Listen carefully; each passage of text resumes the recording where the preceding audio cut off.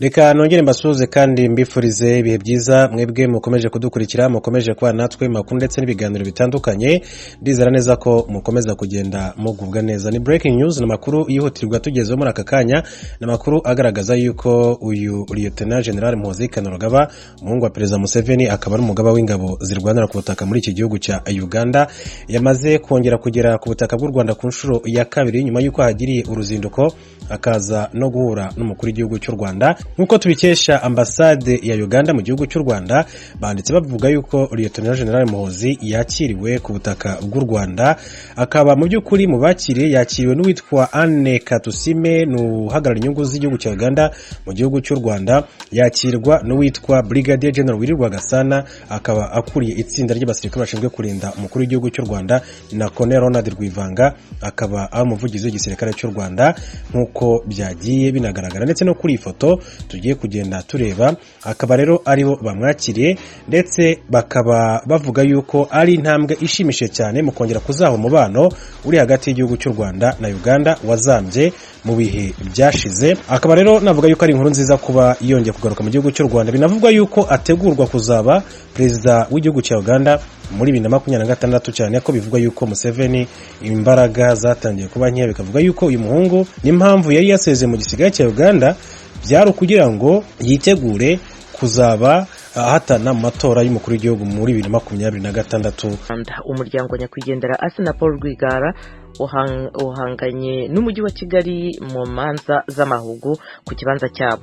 Umujyi wa Kigali uvuga ko ntacyo wabahuguje, naho kwa Rwigara bo barasaba amafaranga miliyari imwe y'amanyarwanda ku kibanza cyabo. Ni inkuru ya mugenzi wacu Eric Bagirubusa. Uwo mutungo utimukanwa mu mujyi wa Kigali uburana n'umuryango wa nyakwigendera Asina Paul Rwigara ni ikibanza giherereye ahazwi nko mu Kiyovu Peyaje, kiri ku ihuriro ry'imihanda. Ni ikibanza cyubatsemo igorofa ebyiri ndende z'ikigo cy'igihugu cy'ubwiteganyirize bw'abakozi ya RSSB. Abo kwa Rwigara bavuga ko mu 2003 umujyi wa Kigali wahaye Rwigara ubutaka, ariko umusaba kwimura bari baburiho abanje kubishyura.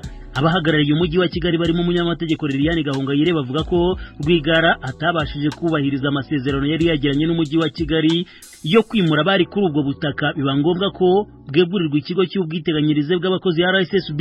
Abo banyamategeko bavuga ko Rwigara yari amaze kwishyura abaturage miliyoni 6 z'amafaranga gusa, bityo ko ari umujyi wa Kigali wagombye kubumusubiza. Umunyamategeko Janvier Rwagatare wunganira umuryango wa Rwigara avuga ko ayo mafaranga miliyoni 6 yabazwe n'umujyi wa Kigali, akavuga ko atari wo kubaza ibimenyetso. Yemeza ko ku ruhande rwa Rwigara berekanye intonde z'abaturage bimuwe n'amafaranga babishyuye. Yavuze ko izo miliyoni 6 zivugwa n'umujyi wa Kigali zateshejwe agaciro mu rundi rubanza. Uyu munyamategeko akavuga ko naho umujyi wa Kigali wandikiye Rwigara umugaragariza ko yananiwe kwimura abaturage ngo bigaragare nk'ikimenyetso ku kiburanwa. Agakomeza kuvuga ko aho igorofa z'ikigo RSSB zubatse hose hari ubuso bwa Rwigara. Mu mvugo ibumbatiye kutishima, Madame Adeline Rwigara, umugore wa nyakwigendera, afata inyubako za RSSB akazibona nk'ibizu bireshya naho bwagakereye bubatse mu kibanza cyabo. Avuga ko Rwigara amaze kuhimura abaturage, umujyi wa Kigali wamubwiye ko uhashaka ukahashyira ibindi bikorwa. Avuga ko Rwigara yabasabye kumusubiza amafaranga yishyuye yimura abaturage nayo yishyuye umugenagaciro. Avuga ko mu magambo ye umujyi wamujugunyiye sheke ya miliyoni 6 z'amafaranga, nawe arayibasubiza, imanza zitangira ubwo. Umujyi wa Kigali urasobanura ko hari n'abaturage bari batuye muri ubwo butaka bagiye bagirana ibibazo no kwa Rwigara, kandi ko biteguye kubitangaho ubuhamya. Uvuga ko ikibanza cyari gifite nimero 5860 kiza guhinduka ikibanza nimero 109 cyari cy'uwitwa Claver Kayihura. Umujyi wa Kigali uvuga ko kwa Rwigara bakoresheje igenagaciro ku kibanza 5860 kitari cyo. Ukavuga ko hari baruwa yo mu 2009 Rwigara yanditse mbere yo gupfa yemeza ko atari yararangije kwimura abaturage. Icyakora umujyi wa Kigali ntiwabashije kugaragariza urukiko niba ikibanza nimero 5860 kwa Rwigara baregera cyarabayeho cyangwa kitarabayeho. Umugore wa nyakwigendera Adeline Rwigara we agakomeza gutsemba, akavuga ko iyo baruwa itabayeho. Imbere y'umucamanza yavuze ko igihe ubutegetsi bwabatwariraga uruganda rw'itabi n'igihe we n'abana bari baboheye iwabo mu gipangu babasahuye inyandiko bari batunze zose bakagenda bakiyuzurizaho ibyo bishakiye. Agasaba ko bagaragaza umwimerere w'iyo baruwa. Umujyi wa Kigali ukavuga ko wayigejeje ku rukiko mu mwimerere wayo. Adeline Rwigara avuga ko ibyakozwe ari ibyo yise ikinyoma cyangwa se itekinika, kuko yemeza ko Rwigara yari yarimuye abaturage ku kiguzi gisaga miliyoni 400 z'amafaranga. Atumbereye abanyamategeko bahagarariye umujyi wa Kigali yabatungaga ikiganza ati, ndabatumye mugende mubwire bene wanyu ko ibyo bakoze batwibye kandi bizwi. Imyitwarire yazamuye amarangamutima ko bari mu rukiko bagasekera icyarimwe mu majwi yo hasi. Urukiko rwamwibukije ko nta wundi agomba gutuma uretse umucamanza ukuriye inteko iburanisha. Yavuze ko nubwo atibuka neza itariki umugabo we yatsindiyeho umujyi wa Kigali ku rwego rwa mbere byamubereye intandaro yo kwicwa ziri imitungo ye. Mu 2013 Rwigara yari yatsinze umujyi wa Kigali mu izina ry'akarere ka Nyarugenge utegekwa kwishyura amafaranga akabakaba muri miliyari 1. Yarakubiyemo ayo yishyuye abaturage ndetse nayo mugenagaciro. Ibyo umujyi wa Kigali wanze gushyira mu bikorwa ibyemezo by'inkiko bakomeza kuzurungutana na magingo aya. Asina Paul Rwigara yapfuye mu 2015, ubutegetsi buvuga ko yazize impanuka mu gihe umuryango we uvuga ko bwamwivuganye. Urukiko ruzabifataho icyemezo ku itariki ya 6 z'ukwezi kwa kane uyu mwaka. Bagira ubusa ijwi ry'Amerika i Kigali. Bagira ubusa urakoze kuri iyo nkuru. Ibiganiro by'ijwi ry'Amerika birakomeje. Muri raporo zawo za buri mwaka zitandukanye, ishami rya ONU ryita ku buzima OMS rivuga ko indwara zandura ziri mu za mbere zihitana abantu benshi. Zo nizo mu nda zifashe gute mu Burundi, cyane cyane mu bitaro byigenga Bumarek n'ibya Roi Khaled byombi bikorera i Bujumbura. Mugenzi wacu Frederic Nkundikije abiganiraho na muganga Theodore niyo nkuru, umuhanga mu ndwara zandura n'izifatira mu nda, avurira muri bya bitaro byombi. Ibyo bitaro nizo zatanguye mwaka 2010. Nk'uko mubizi aha mu Burundi haracyari ibitaro bike, cyane cyane haracyari novuga abaganga bake uravye indwara ziri mu Burundi. Nico gituma ibyo bitaro babishyizeho, abantu bagiye hamwe babishyiraho kugira ngo bafashe leta kuvura abantu. Hanyuma ibyo bitaro byarafashe cyane mu bitari bike. Hanyuma iki kiza kije cya COVID-19 cyarafashe cyane kuko cyabaye mu bitaro muvuga yuko byafashe inzira ya mbere kugira ngo bakira abarwayi babavure bagire uko bashoboye kugira ngo abahapfa abantu bakeya cyane havugwa abantu benshi. niko navuga yuko ibyo bitazakoze cyane mu Burundi. Iyi ndwara ikiza cya COVID-19 turakigaruka ko ariko nashaka cyane mumaze mutubwire iyo abantu benshi bumvise indwara zandukira bumva nk'indwara nka zibiri gusa, nagomba mutubwire amajambo make indwara zandukira zibonekeza cyane mu Burundi ni nk'izi.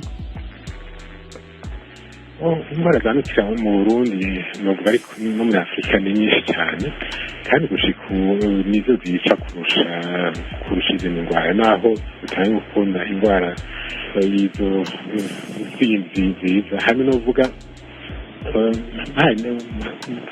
myaka ya mbere, myaka 1960 igituntu cyabaye mu ndwara novuga cyane mu ndwara za mbere zatangwa kuduga mu Burundi. Hanyuma icyo gituntu cyatumye cyane cyane n'abantu bagiye mu gisagara bakatangura kubana hamwe, kubana nabi mu buryo bimeze nabi no mu buryo butashimiye cyane. Hanyuma indwara ya kabiri kandi yarushika ya mbere mu myaka yakurikira ni malariya.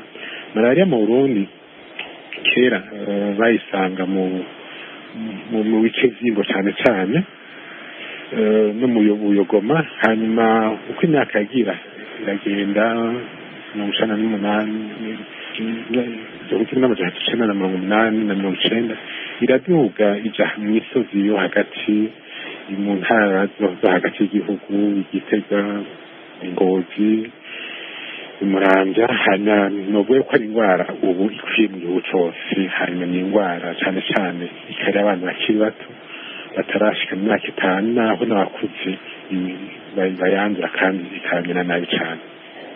Hanyuma ya gatatu muzandukira nubwo yuko cyabaye kiza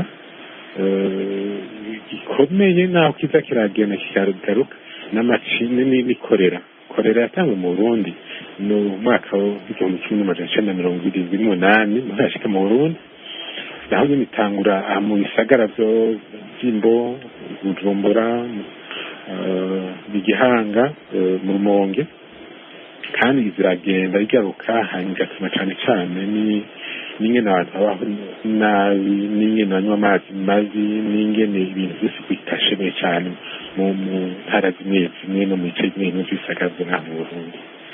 Hanyuma ikindi kiza cyaje gikomeye ni umugera wa sida muri 1980 murazi nuko abarundi hagwa abarundi benshi baragwara harapfa abantu batari bake. Hanyuma imigambi yo kuyuvura umugera wa sida yatanguye nuvuga kare n'ata kintu kinini n'ata kintu bavuga yuko yashitse ko n'ingoga barigishije ariko murazi ko inyigisho kugira ngo abantu bahindure ingene bigenza bigoye. Twagiye kugira agahengwe novuga muri 1990 dutanguye kuronka imiti